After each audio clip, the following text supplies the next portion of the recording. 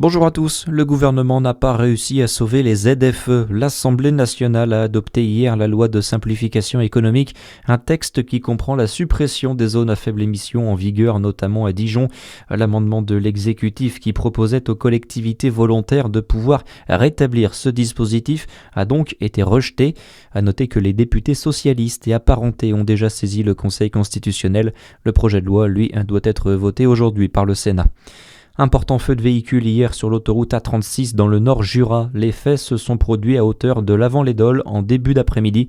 La voiture a pris feu pendant qu'elle roulait. Il pourrait s'agir d'une surchauffe moteur selon la préfecture.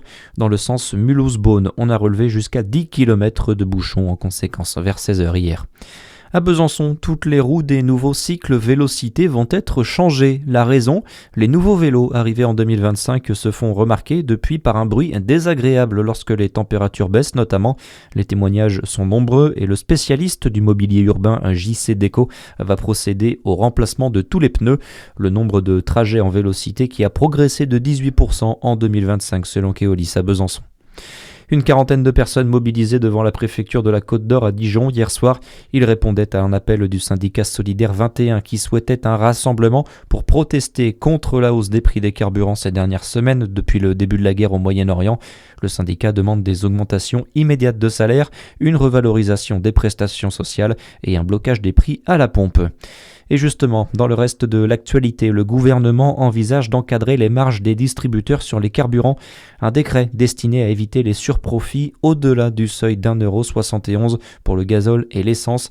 Il a ainsi été soumis au Conseil national de la consommation pour consultation.